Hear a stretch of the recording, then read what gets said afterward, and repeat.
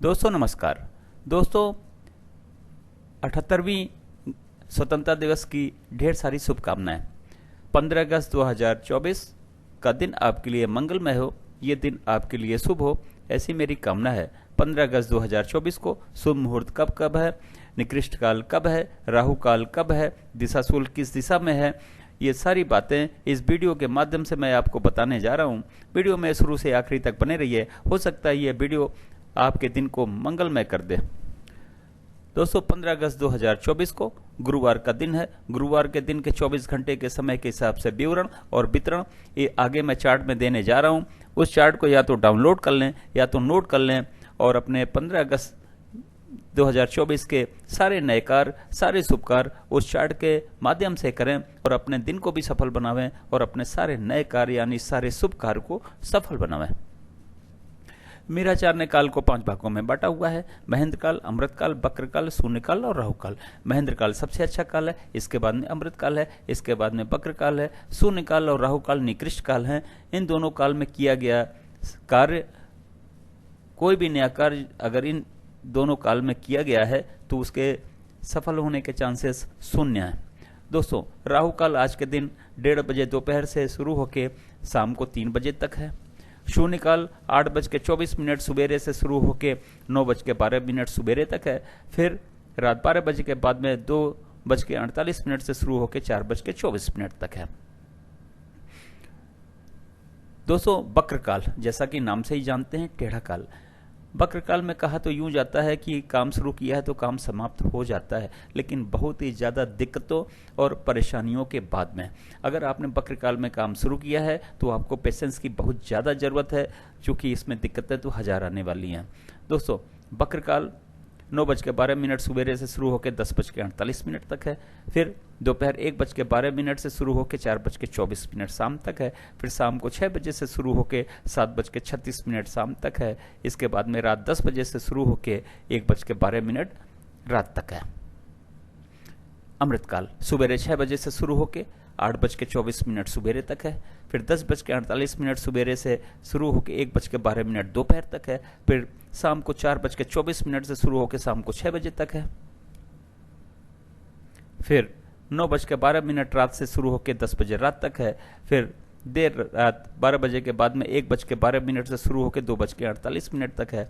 फिर 4:24 से शुरू होकर सुबेरे 6 बजे तक है। दोस्तों महेंद्र काल 7:36 शाम से शुरू होकर 9:12 रात तक है। महेंद्र काल और अमृत काल में वैसे तो आप कभी भी कोई भी कार्य शुरू कर सकते हैं, लेकिन बेहतर रिजल्ट पाने के लिए युवा और प्रौढ़ के समय को अगर चुनेंगे तो कार्य शीघ्र समाप्त हो जाएगा और शीघ्र ही सफल हो जाएगा। बक्र काल में काम न शुरू करना पड़े तो बेहतर है। अगर किसी वजह से आपको करना भी पड़ता है तो युवा और प्रौढ़ को समय को अगर चुनेंगे तो हो सकता है कि कुछ दिक्कतें कम हो जाएं, लेकिन दिक्कतें तो रहने वाली हैं। राहु काल फ्लोटिंग काल है, ये महेंद्र काल में भी पड़ सकता है, अमृत काल में भी पड़ सकता है और बक्र काल में भी पड़ सकता है और शून्य काल में भी पड़ सकता है। अगर ये महेंद्र काल और अमृत काल में भी और बक्र काल में पड़ता है तो इस समय हमें कोई भी कार्य शुरू नहीं करना है। इसके पहले अगर हमने कोई कार्य शुरू कर दिया है किसी काल में, महेंद्र काल या अमृत काल में, तो कोई दिक्कत नहीं है। दोस्तों अब आगे मैं आपको बताने जा रहा हूं कि इस चार्ट का उपयोग आप कैसे और कहां कहां करोगे। गृह प्रवेश का समय निर्धारित करना हो, मुंडन का समय निर्धारित करना हो, कोई नई कथा, नई हवन या नई पूजा आपने रखी है तो उसका मुहूर्त निर्धारित करना हो, नामकरण समारोह रख रहे हैं तो नामकरण का मुहूर्त निर्धारित करना हो, वाहन खरीदने जाना है तो घर से निकलने का समय, लड़की देखने जाना है तो घर से निकलने का समय, किसी यात्रा पे जाना है तो घर से निकलने का समय, नई जमीन खरीदनी है तो घर से निकलने का समय, फ्लैट खरीदने जाना है तो घर से निकलने का समय, जमीन बेचनी है या फ्लैट बेचना है तो घर से निकलने का समय, या फिर घर में बैठ के बात करना है तो उस समय का मुहूर्त।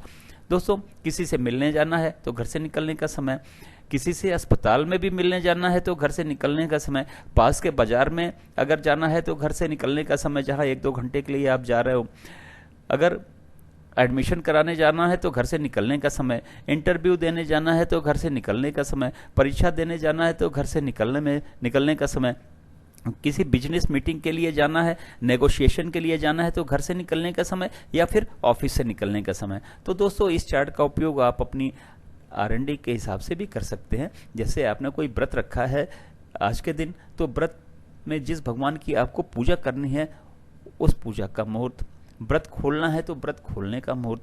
तो इस तरीके से और भी ढेर सारे R&D करके आप इस चार्ट का उपयोग कर सकते हैं।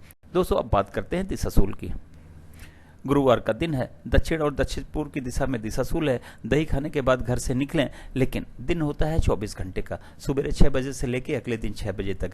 इस 24 घंटे में अब अगर आप जाके वापस आ जाते हैं तो दिशाशूल का कोई दोष नहीं होता है, लेकिन अगर आप नहीं आ पाते हैं तो घर से दही खाने के बाद ही निकलें। लेकिन पीछे दिए गए चार्ट का उपयोग घर से निकलने के समय के लिए करें और अपनी यात्रा को सफल बनाएं और दिशाशूल के दोष को भी समाप्त कर देंगे आप। दोस्तों वीडियो देखने के लिए बहुत बहुत धन्यवाद। वीडियो पसंद आए तो लाइक करें, दोस्तों को शेयर करें। अगर आप चैनल पर नए हैं तो सब्सक्राइब करें, सब्सक्राइब कर दिया है तो बेल आइकन को ऑन कर दें ताकि अगला वीडियो जब मैं डालूं तो नोटिफिकेशन आपको मिल जाए और वीडियो देख के आप अपने सारे नए कार्य यानी सारे शुभ कार्यों को सफल बना सकें और दिन को भी मंगलमय कर सकें। दोस्तों एक बार फिर से 78वें गणतंत्र दिवस की आपको ढेर सारी शुभकामनाएं।